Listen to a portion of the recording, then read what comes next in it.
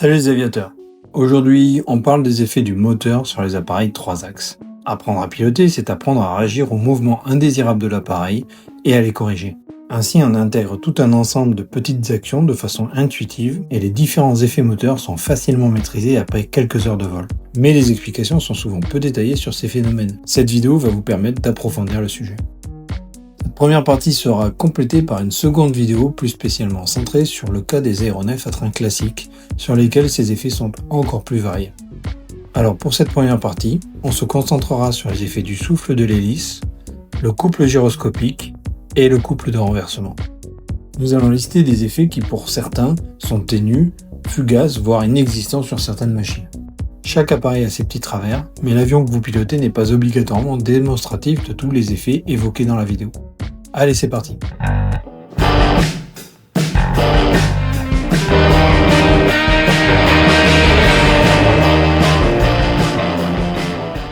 Les effets du moteur sont principalement liés au mouvement de rotation de l'hélice, si bien qu'on devrait plutôt parler d'effet d'hélice. Pour expliquer ces mouvements, nous nous baserons principalement sur les 3 lois de Newton. Alors ne vous inquiétez pas, on ne réalisera aucun calcul et on illustrera tout ceci à l'aide d'exemples intuitifs. Première loi, l'inertie.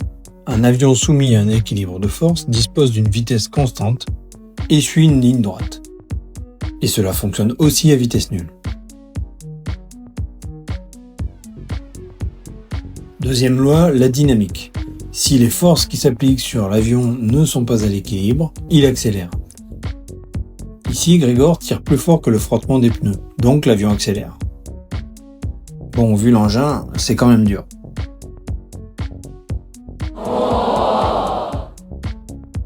Troisième loi, action-réaction. L'hélice pousse l'air, donc l'air pousse l'hélice. C'est ce qui produit la force de traction. L'hélice agit de différentes manières que nous allons décomposer dans l'ordre. Par son couple de renversement, par son effet de souffle, par son effet gyroscopique. Le plus souvent, les avions sont dotés d'une hélice tournante à droite, c'est-à-dire dans le sens des aiguilles d'une montre quand on l'observe depuis le cockpit. Ce sera notre hypothèse constante dans cette présentation, mais n'oublions pas qu'il faut retourner mentalement le repère quand on l'observe l'appareil depuis l'avant. Le couple de renversement se manifeste par un virage naturel de l'avion à gauche. Ici, Eric lâche le manche et le Zéphyr incline spontanément à gauche. Ce couple est en grande partie expliqué par la mise en mouvement des masses. On évoque ici la troisième loi de Newton, celle qui postule qu'une action induit une réaction. Mais dans ce cas, elle est transposée à un mouvement de rotation. Ces forces deviennent des couples, mais cela ne change pas le principe. L'hélice reçoit un couple qui la fait tourner dans un sens. En réaction, l'arbre subit aussi un couple dans le sens inverse, et comme ils sont solidaires, l'avion également. C'est un premier élément d'explication du couple de renversement. La seconde loi de Newton nous enseigne aussi que pour une accélération équivalente, la force à déployer est d'autant plus importante que la masse à lancer est grande. Cette loi explique qu'avec des hélices très massives, souvent associées à des avions très puissants, le couple instantané au changement de régime est très sensible. Un autre effet vient compléter ce premier phénomène. Quand une hélice atteint sa vitesse de rotation nominale, comme en croisière, c'est alors la première loi de Newton qui s'applique prioritairement. L'appareil devrait être logiquement soumis à un équilibre de force. Or, même avec des hélices en carbone très légères, on observe un léger couple de renversement en croisière. Il faut chercher l'explication dans l'aérodynamique de l'hélice qui fonctionne comme une aile d'avion. Elle produit une résultante aérodynamique qui se projette en 2 composantes. La composante utile est bien entendu la force de traction qui agit dans l'axe du fuselage et propulse l'appareil. La composante secondaire, contre-productive, est, comme pour une aile d'avion, la force de traînée. À la différence que, dans ce cas, le mouvement de cette force est circulaire. La traînée de l'hélice produit donc un couple, c'est-à-dire qu'elle applique un effort opposé au sens de rotation, ce qui entraîne lentement l'ensemble de l'appareil dans un mouvement de roulis vers la gauche. C'est le même phénomène qui nécessite d'équiper les hélicoptères d'un rotor de queue qui s'oppose à la rotation à l'acier de l'appareil sous l'effet de la traînée du rotor principal. La traction de l'hélice est équilibrée par la traînée de la cellule et des ailes, le poids par la portance. Mais dans le schéma de conception élémentaire de l'avion, il n'y a pas de dispositif pour équilibrer la traînée d'hélice. contrairement aux hélicos. Rien ne semble empêcher le couple de renversement. Sur un bimoteur, on peut s'arranger pour avoir des hélices qui tournent en sens inverse. Leur traînée s'annule. C'est une manière de résoudre le problème. On va en voir maintenant d'autres, adaptés au monomoteur. À la conception d'un aéronef 3 axes, on dispose de moyens pour rendre la machine stable autour de son axe de roulis. Le design pendulaire des avions à aile haute, ou le diède pour les autres, confère à l'avion une capacité à revenir vers l'horizontale spontanément. Ceci permet de limiter notamment l'effet du couple de renversement, sans le faire disparaître complètement. En complément du dièdre, les aéronefs sont souvent conçus pour compenser le couple de renversement à un régime donné, en général celui de la croisière. On peut notamment jouer sur le design différentiel des ailes de sorte que l'aile gauche porte un peu plus que l'aile droite. Un moyen plus simple est le compensateur d'aileron. Cela fonctionne comme un trim aérodynamique de profondeur. Il s'agit de petites surfaces sur un seul ou les deux ailerons. Ils agissent en soulevant ou en débaissant la gouverne. Ce volet aide à relever l'aileron droit, faisant ainsi rouler l'avion vers la droite, ce qui compense le couple moteur qui tend à faire basculer l'avion vers la gauche. Ceci évite donc au pilote de forcer sur le manche en continu durant les phases de croisière qui sont les plus longues au cours du vol.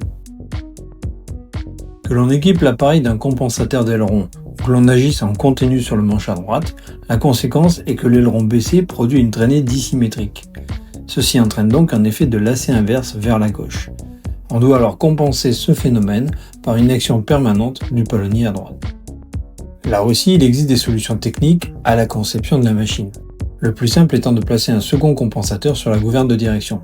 Il n'est pas réglable en vol et en général constitué d'une simple tôle à plier. Toutefois, même sur un avion bien compensé aux vitesses et régimes de croisière, on se trouve contraint de lutter plus fortement contre le couple de renversement durant les phases de montée. On est généralement plus proche du régime maximum avec une vitesse plus faible. La compensation n'est plus adaptée et il faut remettre du pied à droite. C'est d'autant plus troublant en virage en montée à gauche, situation dans laquelle on peut être amené à mettre du pied à droite pour compenser l'effet moteur. Ce phénomène est accentué par l'effet de souffle que l'on va voir à présent. Le souffle de l'hélice est canalisé dans un couloir d'air un peu plus large que le fuselage de l'avion. Ce couloir de souffle n'est pas linéaire mais plutôt hélicoïdal. Il alimente au passage l'ensemble de l'empennage et produit des effets sur plusieurs axes. Avant de discuter de l'effet de souffle de l'hélice sur la profondeur, rappelons que la stabilité longitudinale d'un avion standard, avec un empennage à l'arrière, est fondée sur l'équilibre de trois forces. Le poids, qui s'applique vers le bas et plutôt sur l'avant. La portance, au niveau des ailes, qui s'applique vers le haut. Ces deux forces agissent sur l'appareil en appliquant un couple à piquer. Il est stabilisé et rendu pilotable par le plan horizontal de l'empennage, qui est dit déporteur. La force aérodynamique qui s'y applique est orientée vers le bas et vient contrebalancer le couple piqueur. Cet équilibre à trois forces est pilotable grâce à la gouverne de profondeur qui permet au pilote de faire varier cette troisième force. Si on maintient immobile la gouverne de profondeur, mais qu'on applique un régime plus fort, le souffle de l'hélice se renforce sur le plan horizontal, augmente la résultante à l'arrière et fait cabrer l'appareil sans avoir besoin de tirer sur le manche. Si on réduit les gaz, l'effet inverse se produit et l'appareil pique. Cet effet du souffle sur le tangage est assez doux et son effet est bien moins instantané que l'action au manche, mais il faut en tenir compte pour un pilotage précis, par exemple lors d'un vol en patrouille. Comme on l'a dit, le souffle de l'hélice ne s'écoule pas de façon linéaire mais hélicoïdale. Cela produit un flux d'air qui s'enroule autour du fuselage. La spire du souffle s'allonge vers l'arrière et selon la vitesse peut venir s'appliquer latéralement sur le fuselage et la dérive, provoquant ainsi un effet de lacet à gauche. Cela se produit surtout à de faibles vitesses et plein gaz, donc au décollage. Plus la vitesse augmente, plus cette spire s'allonge et ses effets s'estompent. Le troisième type d'effet moteur est l'effet gyroscopique de l'hélice. Faisons quelques tests. On peut constater des comportements étranges de l'appareil quand on change d'assiette en vol de croisière. À la puissance de croisière, quand on pousse sur le manche, l'appareil réalise un mouvement du lacet vers la gauche, la bille part à droite. Lors d'une rotation à cabré, c'est l'inverse. Cet effet secondaire s'explique par le principe de l'effet gyroscopique. Voyons de quoi il s'agit. Quand on fait tourner une roue verticalement et qu'on la suspend par le côté du moyeu, on constate qu'elle parvient à rester verticale plusieurs dizaines de secondes.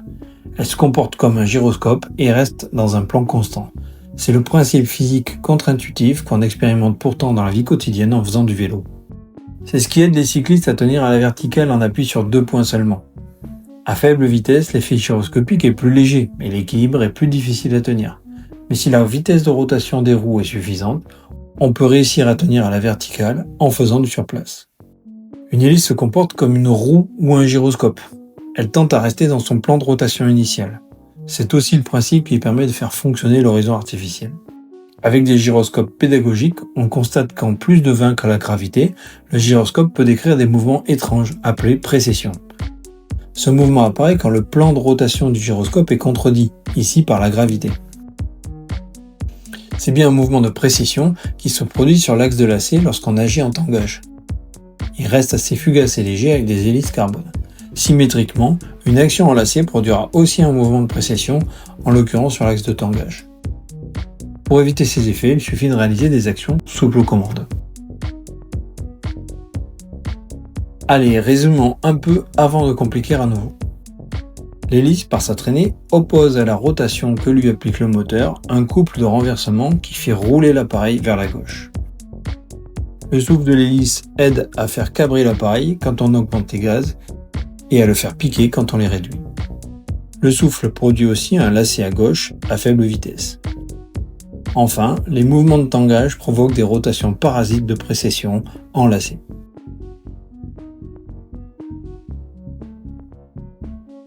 Maintenant, un certain nombre de scénarios regroupent plusieurs de ces effets dans différentes phases du vol. À la mise en virage, on est obligé de braquer les ailerons pour faire tourner l'appareil en roulis et l'incliner. Le braquage dissymétrique des ailerons entraîne du lacet inverse que l'on doit compenser avec une action proportionnée au palonnier.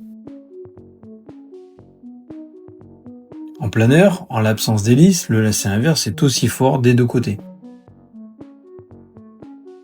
La conjugaison palonnier-manche est cohérente à gauche comme à droite, alors que ce n'est pas le cas quand on introduit une hélice. Sur un 3-axes à moteur, à régime élevé, le virage à gauche est facilité par le couple de renversement et nécessite moins d'action au manche, donc moins d'action au palonnier. Si on y prend garde, on agit trop fort sur le palonnier et la bille part à droite. A l'inverse, lors de la mise en virage à droite, l'action peu forte au manche entraîne plus de lacet inverse. Les effets s'ajoutent et en général on n'agit pas suffisamment sur le palonnier. La bille part aussi à droite. Pour résumer, on doit mettre plus de pieds pour se mettre en virage à droite qu'à gauche, sauf si on vole moteur réduit.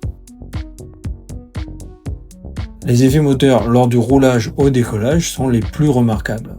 Le couple de renversement comprime le train gauche. Cela augmente le frottement de la roue gauche par rapport à la droite.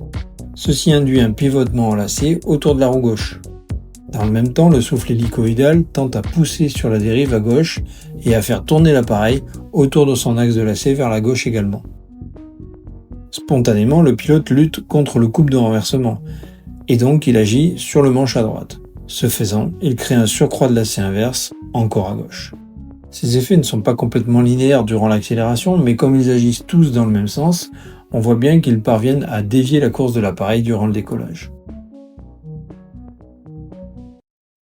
Dans ce cas, on comprend qu'un bon vent de travers venant de la gauche ne va pas arranger les choses. L'effet de girouette est la tendance de l'appareil à s'aligner dans l'axe du vent, comme une girouette, car le vent pousse sur la queue vers le côté opposé.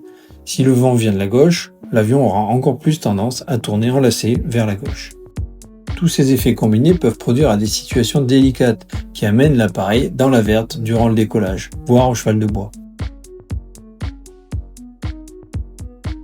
Allez, résumons tout ceci. Les effets moteurs sont en général sensibles quand on change d'assiette ou quand on vire avec un régime moteur élevé. Il faut adapter l'intensité de l'action au palonnier. Il en faut moins pour la mise en virage à gauche qu'à droite. En montée, cet effet est encore plus net. Les difficultés liées aux effets moteurs sont surtout problématiques au décollage, car elles peuvent nous faire sortir de piste. Mais il suffit de faire une mise de gaz en douceur pour les résorber fortement.